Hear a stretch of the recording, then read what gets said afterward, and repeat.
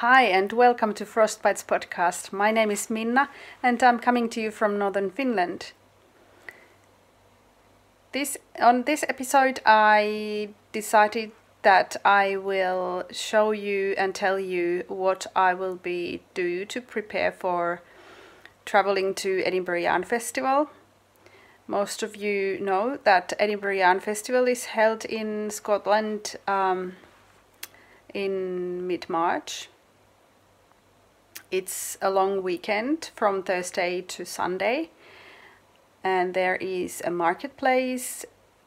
There are classes by world famous knitwear designers and teachers, and there are also some fringe events like knit nights and what else? There's of course the podcaster lounge where I will be one of the official podcasters. It's a place where you can sit, knit and meet your favorite podcasters, make new friends and just relax after spending some time at the busy marketplace. And I thought that I would share what kind of travel projects I will be bringing, how do I prepare for my shopping at the festival, and what other things to consider when you are traveling to EYF or another knitting festival. I've been to EYF last year for the first time, and I've been to a couple of different festivals here in Finland and also another one in England at Unravel a couple of years ago. So I will be basing my my plans on my previous experiences. So let's start. First of all, I like to go through my favorites list on Ravelry and probably think about what I want to make in the future and see if I need some yarn to purchase. I might have a specific idea, like I think this year I will try to find yarn that I can use for the trembling sweater, which is designed by Anna Maltz. It's from Anna's new book Marlisle, A New Direction in Knitting, and it is actually a book that I won from East London Knits podcast which is hosted by Renee Callahan. I haven't yet received the book, but I had a look at the designs on Ravelry and I really like this trembling sweater, which is a yoke design using Anna's technique of Marlisle, which is a combination of mart knitting and fair isle. And when I have a specific project in mind, I like to write down what kind of yarn, the yarn weight, and how much I need for the project. And also I usually write down the brand in which the yarn brand in which the sample was knitted. I will probably not buy that exact yarn, but it helps me to decide what qualities of the yarn I should be looking for, the yarn weight, and also what sort of wool it is and whether it's a blend of silk or alpaca or something very drapey. Then I will look for a similar yarn, and also whether it's a superwash yarn or not, just to get as close to the original yarn that was used for the design.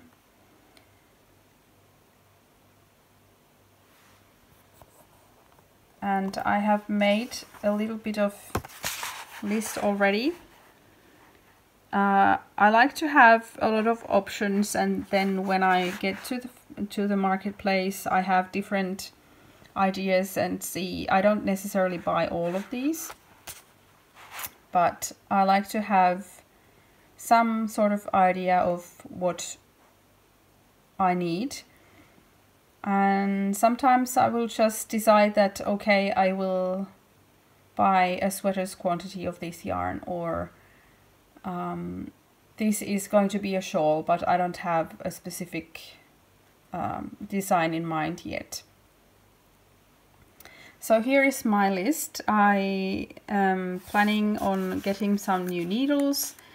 Then last year I almost bought some of Isolde Teague's blend #1 yarn, and I regret that I didn't get that last year, so I will probably buy a sweater's quantity of that this year.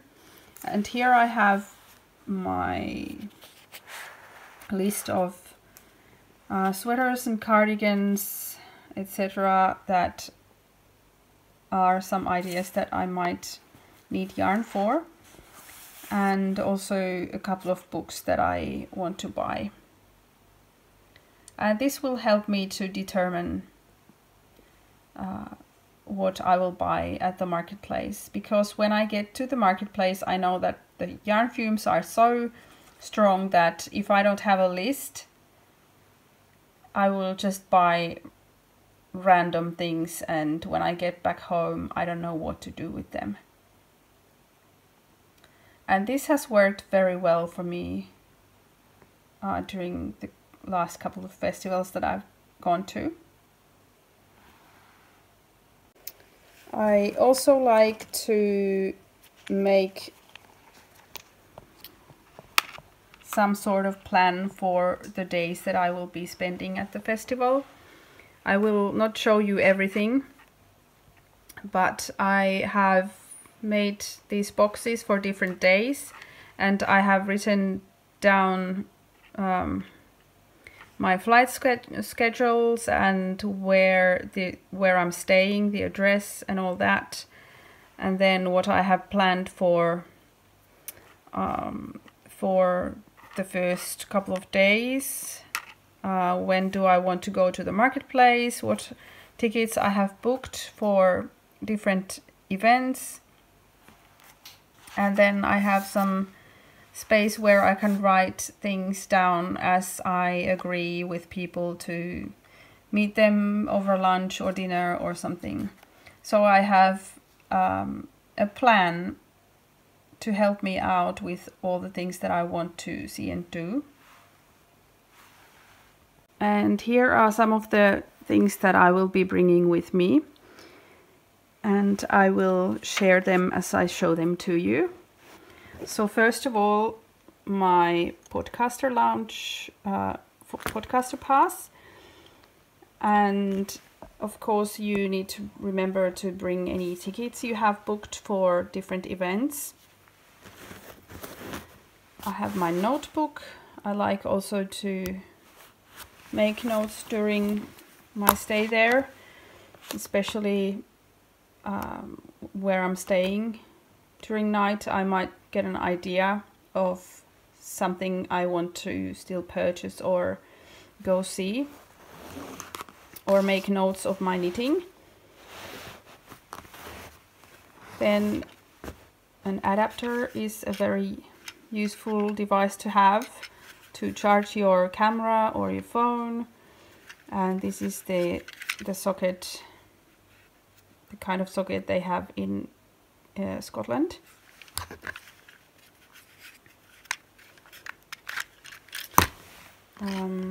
Then I will be bringing a couple of projects with me to the trip.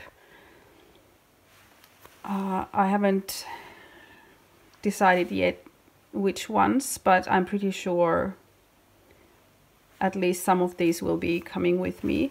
So I have a couple of socks which are halfway done or something like that. And then I think this will be my main whip that I will be bringing with me. I started it yesterday. It is the Piece of Silver by Veera Välimäki, which is from the first issue of Laine.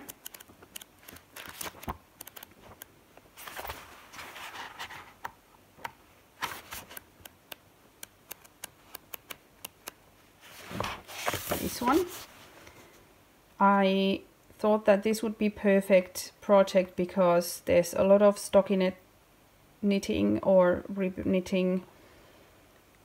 The only thing or part where I have to pay more attention to is when the yoke or the raglan increases are done. Otherwise it is just plain stockinette, so it's a very easy knit to take to the knit nights and when meeting other people. So instead of sock knitting, I thought that this would be my big festival knit that I can carry around. So I will probably also bring this magazine with me. And I am using La Biename's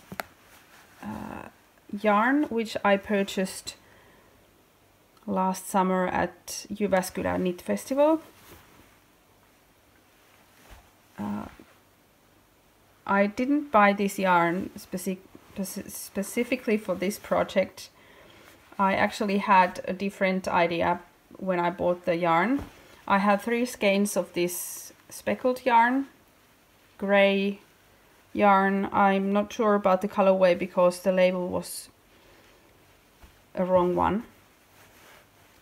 It said it was single ply yarn, but this is their twist sock, I think. And then I have 1 skein of this orange, rusty orange color also from La Biename's. And I decided, because I don't think that 3 skeins is enough for the whole sweater, I decided that I will be using this one for the long turtleneck color, and the rest of the sweater will be in this color. And I might add a stripe of this orange for the ribbing in the cuffs and the hem. We'll see how much I have left when I'm finishing the sweater. And I usually, especially when I'm using merino yarn, like more delicate merino yarn, I like to put the skeins in a separate bag, so that when I'm taking my project in and out of the project bag, the skeins don't get pilly or untangled or unwound when I'm carrying it around and taking it in and out of my bag. It keeps the skeins or the cakes neater. And what else I have in my project bag? I will be bringing a little hand cream with me because I have really dry hands. And this one, of course, needs to go to a separate plastic bag on the plane. And then I have some notions, stitch markers, progress keepers, a darning needle, and I will need to read through the instructions, but I think I only need 4 stitch markers to go. But who knows, I might end up starting a new project while I'm there. So you never know which ones you need. So I will bring a small collection of my notions. Then my wrist ruler is a handy thing to bring along. You never know when you have to measure something. And it's also a nice accessory. And then I also have a proper tape measure. I need to change my needles to wooden ones when I go to the plane and have this in my carry-on. So I can't bring metal needles on the plane at all in the carry-on bag. At least that is the rule in Finnish airports. And you might want to check the airports that you are traveling through to see if they allow metal needles or not. But the Finnish airports only allow plastic and wooden needles. But I will be bringing my metal ones because I want to change them when I get to Edinburgh, because I like knitting with my metal needles more than with the wooden ones. So the wooden ones are only for the flights. I also have a needle gauge just in case, and a couple of these clips. They come in handy in a lot of situations, so I usually keep a few of them in my project bag.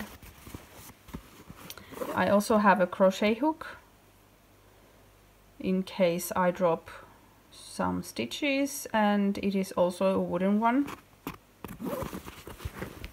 And then I also keep my pen here, but I misplaced it somewhere else now. And yeah, that's it. That's all that I have in my project bag. Let's put these away. And then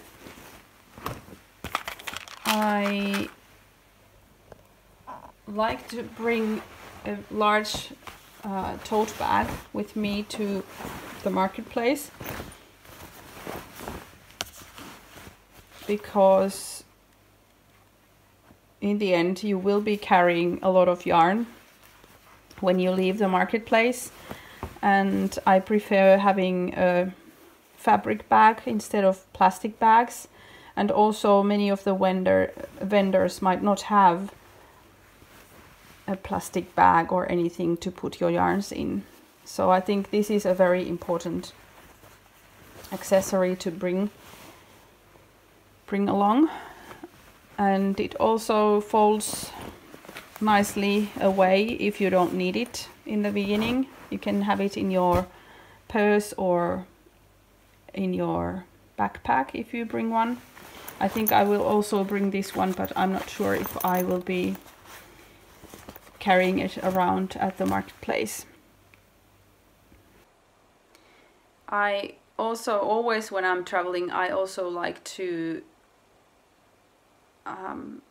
find out in advance a few places near where I'm staying to go and have dinner in the evening, or if I want to look for a certain kind of shops. Like I think this time I would like to go to a fabric store, and I also need new shoes, so I might go shoe shopping as well.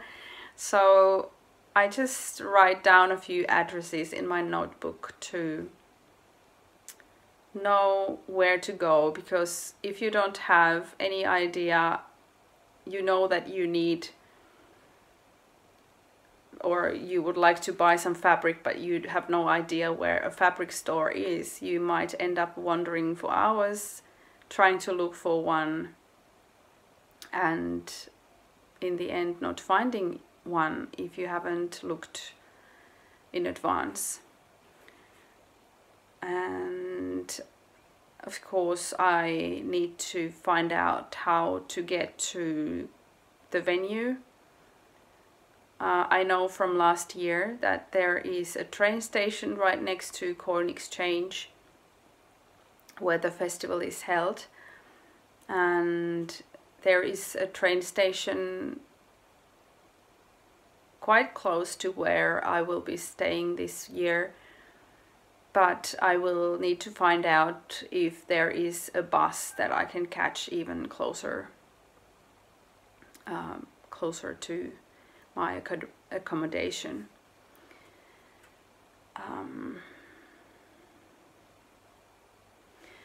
I also suggest bringing some snacks and a water bottle maybe to the festival area. There are places where you can buy food, but you might not want to leave the venue during the day, or there might be really long queues to the cafes at the venue, so you might want to just have a little snack in your bag that you can just eat whenever you feel like it. I also suggest bringing good shoes. You will be walking a lot, you will be standing a lot, so don't buy new shoes like I will. Probably I will be bringing good shoes to walk on as well. What else?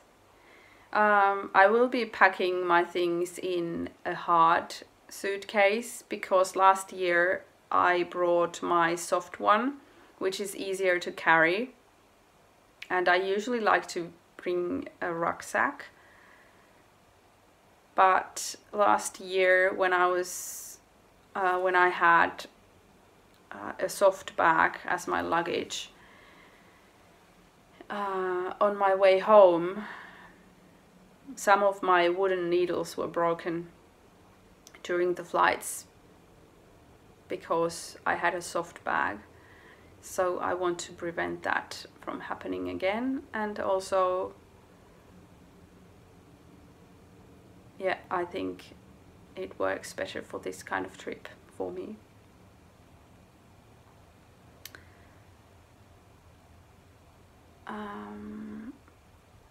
I guess that's pretty much all the things that I wanted to say about preparing for EYF.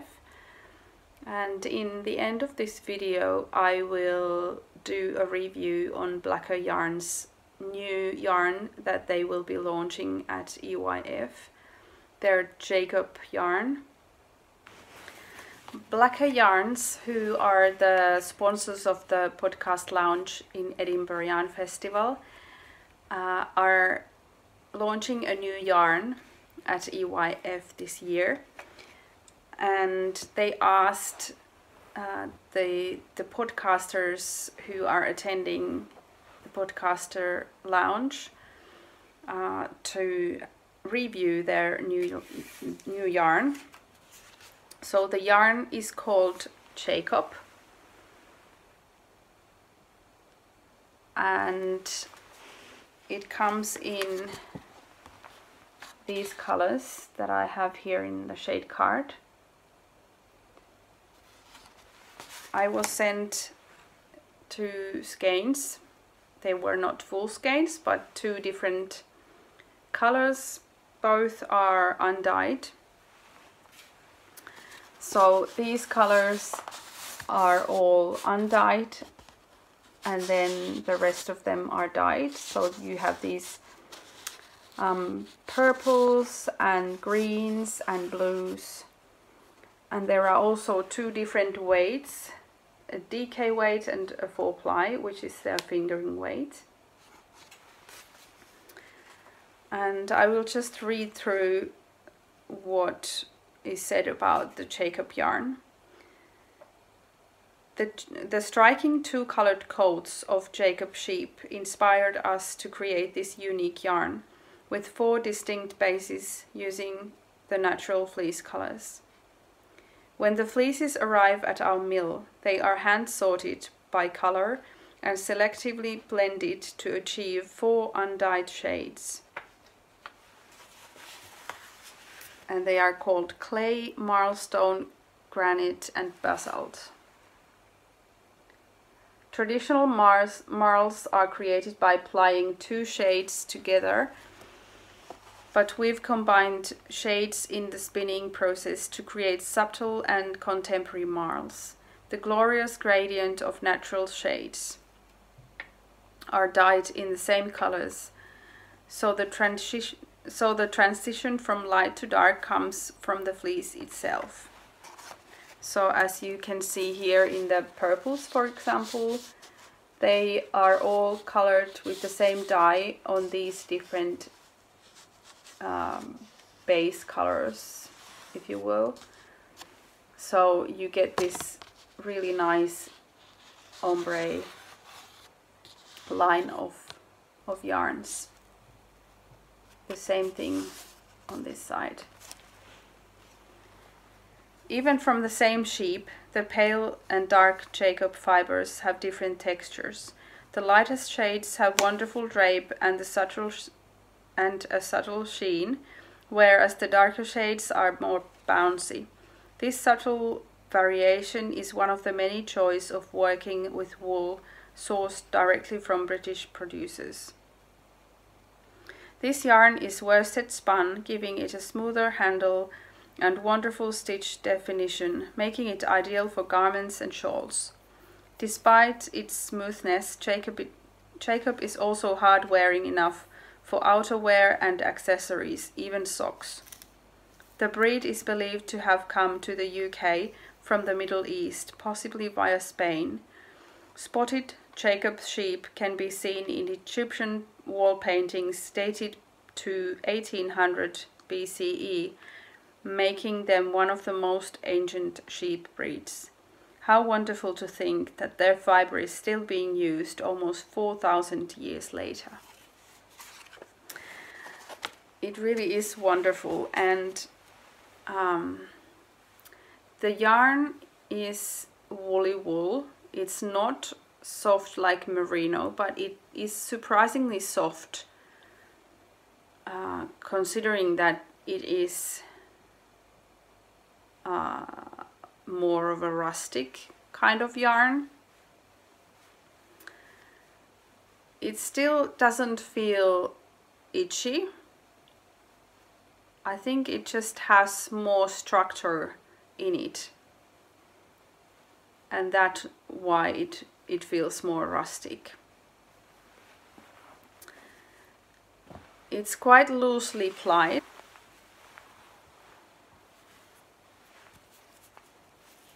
And I'm not sure if you can see that. And I made a swatch which looks like this. So I wanted to make something useful out of the yarn, and I made a fingerless mitten out of it, and I should have enough yarn to make another one in the same colors. I'm not sure if I have enough of this darker one, but it doesn't matter if they are not exactly matching. And it's softened in the wash a little bit. For me, I have very, very sensitive skin.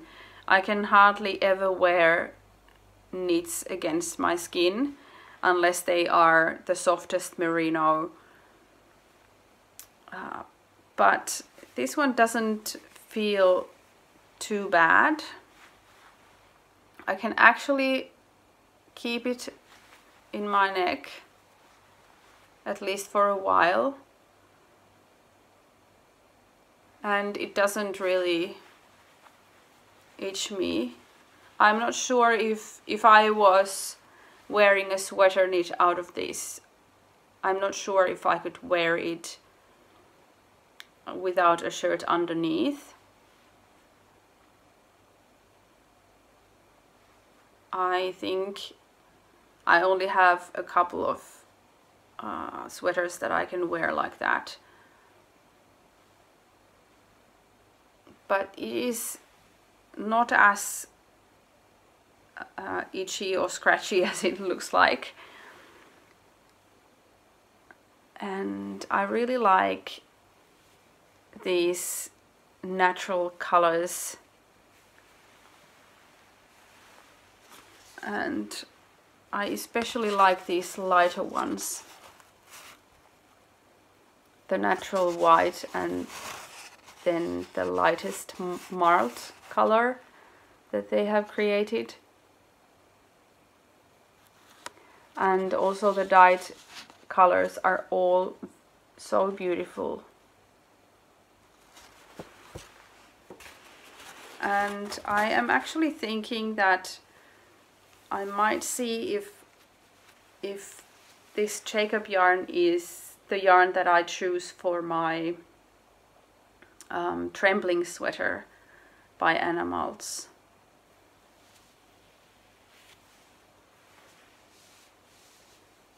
It really feels very warm, yet lightweight, and it feels very hard wearing. I think these will be mitts to use forever.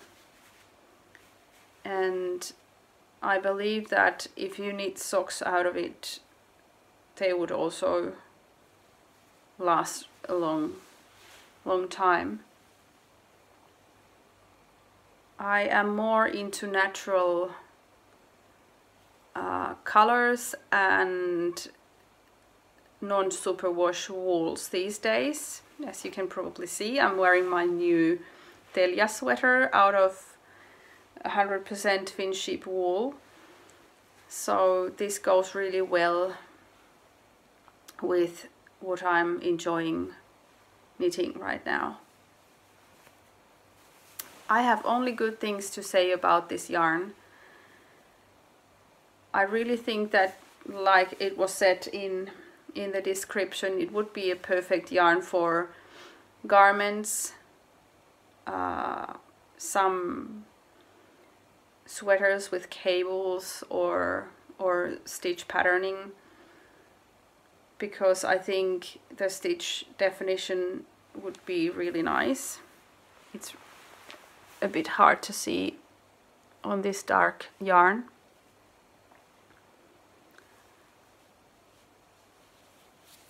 And I actually made notes when I was making these mittens, so I might write a pattern for them. And I think if I'm able to finish the other one, I will be wearing these in Edinburgh as well.